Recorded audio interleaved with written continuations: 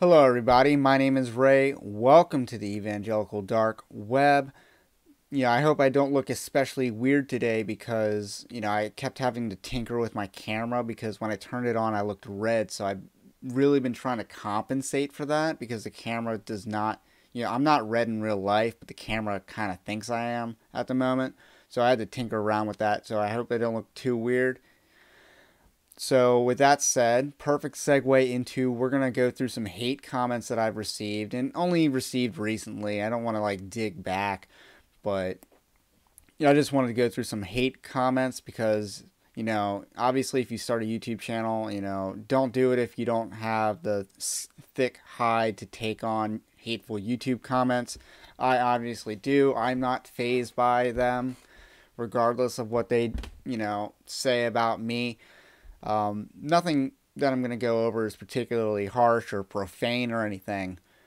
However, there is some things worth mentioning, we're going to go through the first one. And the first one is by this commenter named Eagle. And this comment you can't see on YouTube because, I get an email notification for comments that I receive. But not every email notification I get turns into a comment that makes it to YouTube. And then sometimes, I don't even get it because YouTube will filter things out. YouTube does a lot of censorship on comments. I don't do the censorship, but they do. So this is the first comment I wanted to address. So this person named Eagle says, "Wow, I've written a lot of things at my blog. The Christian nationalists are the latest issue to explore. Hate to burst your little echo chamber, but there is no covenant between God and the United States. The United States is not a Christian nation as your camp is projecting. I know you don't like Russell Moore, but he's correct in saying 2 Chronicles 7:14 doesn't apply to the United States." And they post a link to their blog, and I think that link is why this comment did not make the YouTube. And let me just break it down, that little section there. I do not believe that there is a covenant between God and the United States. They're using a straw man argument. In fact, I did a video before this video because this was referring to my interview with Pastor Sam Jones. But, at the beginning of March or the end of February, I think, I did a video on 2 Chronicles 7:14 and how that's been misapplied. Mostly because a lot of people focus on, let's cry out to God, but, not focus on the repentance part of that verse, which is very crucial.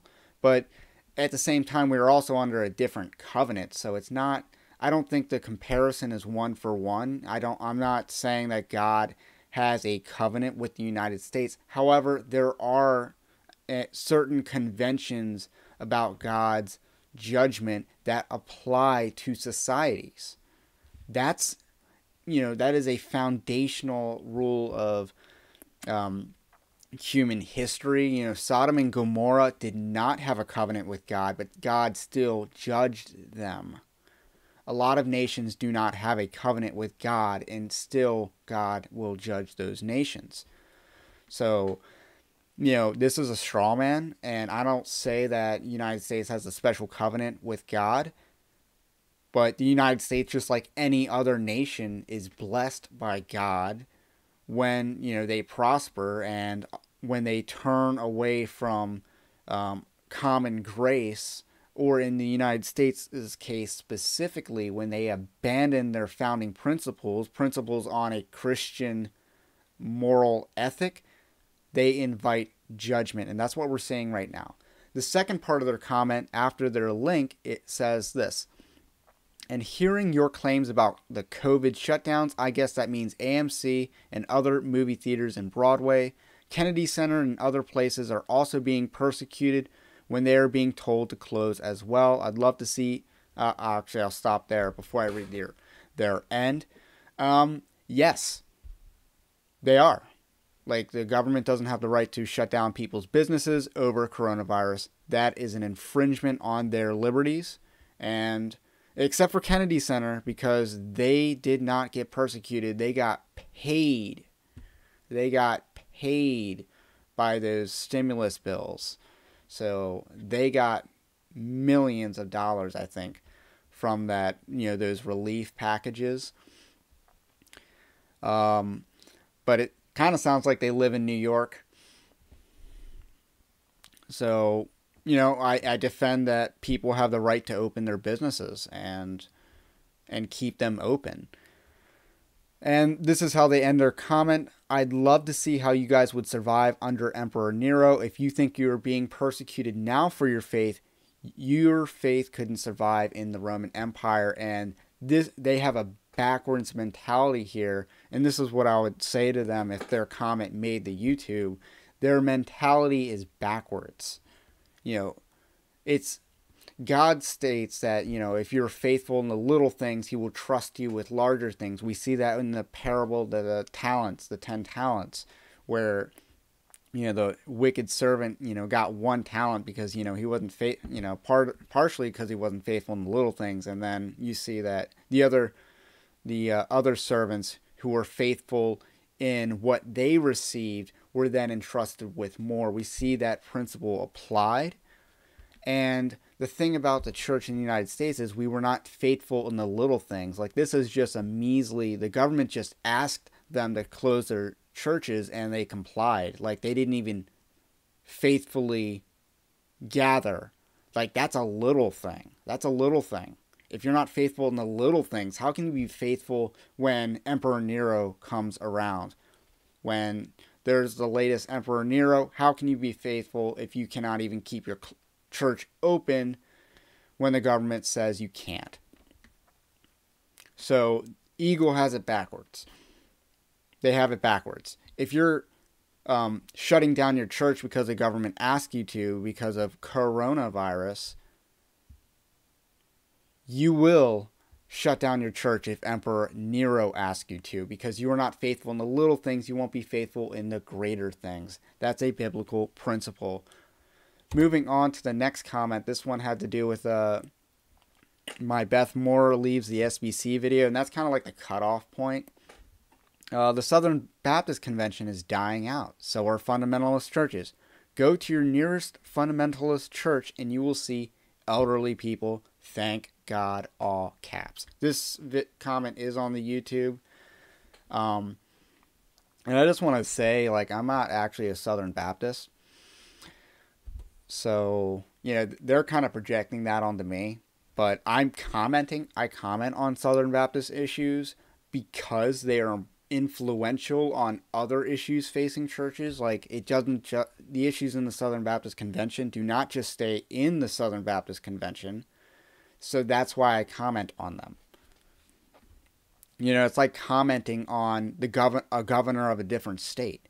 Why? Because the policies that they enact don't just stay there. Ideas spread. Is the Southern Baptist Convention really dying? I mean, obviously they have some inefficiencies with the North American Mission Board that are really bad about planting churches. And there's a lot of corruption going on there. But the key thing killing the Southern Baptist Convention is their embrace of woke ideology.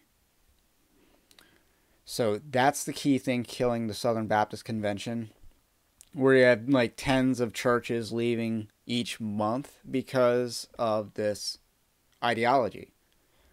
And as far as the age demographic of a church, I don't really think that matters. I'm a young person, and I don't care if I go to church with older people. I don't care about that. I want to be fired up by hearing the Word of God preached. So that's what I look for in a church. And if you're looking for a church solely, and I mean solely on the basis of the demographics that go to said church, you need a heart check there. So next comment, this was on the same video, Beth Moore leaves SBC, and this one's by Robin Lunn, and it says, wow, yo, what book are you reading? And they have a comment underneath that comment that says, such such a simmering sycophancy. You use words you don't understand. Stick to what you know. So I'm going to answer both those comments first. As far as books I'm reading, currently I'm reading Faustian Bargain, which I did an article on. Check that out. And then I'm also reading the book of Judges. So there's that. Secondly, such a simmering sycophancy. They are misusing the word sycophancy here. Okay, I guess they're trying to call me a sycophant, which is a real misuse of that word, because if there's one thing I'm not, it's a sycophant. And the opposite of a sycophant is someone who's irreverent. And I think I fall much closer to irreverency than I do sycophancy. And if you don't know what that word means, you would fit in with Robin Lunn, who obviously doesn't know what that word means, and then wants to comment on words that I use and don't know what they mean, and then says I need to stick to what they know. They should take their own advice, because, you know, I'm not a sycophant. I'm clearly more too irreverent to be a sycophant.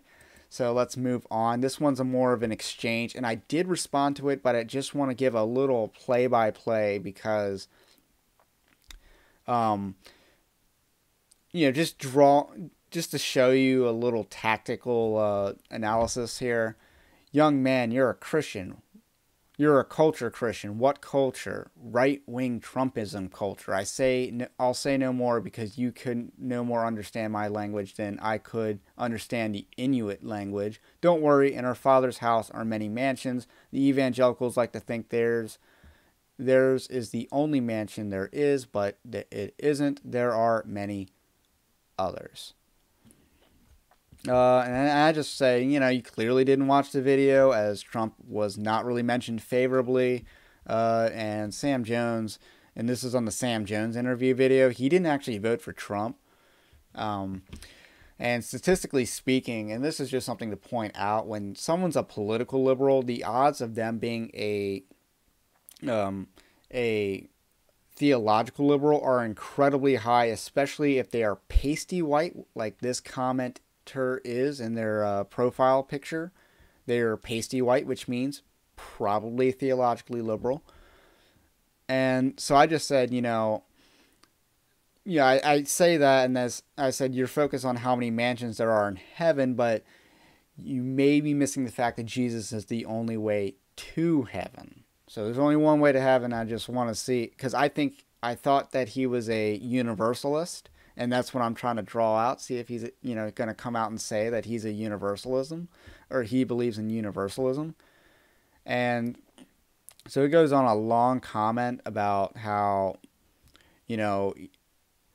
evangelicalism has been dying since the mid-20th century, and, then they embraced Trump, and it's just a very asinine comment, because evangelicalism boomed post-civil rights era. So to argue that the civil rights era harmed evangelicalism, historically inaccurate. No data to really support that. Just his opinion and his projection. He makes a comment that, there are people who are hungry for God, and you're angry that they're not looking in your direction, is kind of what he's saying. So I just ask him, who are these people hungry for God, and where are they going? Like, I'm curious, if you think that there's a bunch of people who are hungry for God and they're going somewhere else, who are they? Where are they going? I think that's a pretty reasonable question. And then he's like, what do you mean, where are these people going? I thought that was a pretty straight, simple question. You said people were hungry for God. They're searching for God. They aren't looking in your direction for answers. So I pretty much directly quoted him. So I asked, who are these people and where are they going? And then he's like, I've already answered your question, which he didn't. They are people, millions of just ordinary American people, many of whom are evangelicals. As I told you, evangelicalism has been dying for a long time, like a dying marriage in which a couple continues to go through the motions while staring out the window. evangelicals have been searching for God too, just like the others. If that were not true, if evangelicals had not also sensed the bankruptcy and emptiness of evangelicalism and not had been searching for God, then evangelicals would not have found their chosen one sent by God in Donald Trump. Where are these people going? These millions of ordinary Americans? I told you they're going in search of God. That's where they're going. People may not always know exactly what they want when they go in search of, but they do seem to know that they don't want what they don't want, the same old that dying evangelicalism has to offer. You look at today's searchers as being bad pagans, heathens, but that's not who they are, and that's not how God sees them. The only way for God to wean people off the dying form of religion and to put the yearning of the hearts for something real and authentic, something they can build their lives upon. So obviously he's a universalist because, there's nothing about Jesus in his comments. There's just this vague picture of God, and that's universalism. All paths go to heaven type of mentality, and that's clearly what Grant Smythe has. So those are just some comments I wanted to go over. And, I don't hate when people send me hate comments. I kind of enjoy it because comments are good for YouTube algorithms. So comment. Let me know what you think about what I think. And I will catch you on the next one. Subscribe to Evangelical Dark Web for more content like this. Also subscribe to the website linked in the description below. And, like I said, I'll catch you on the next one.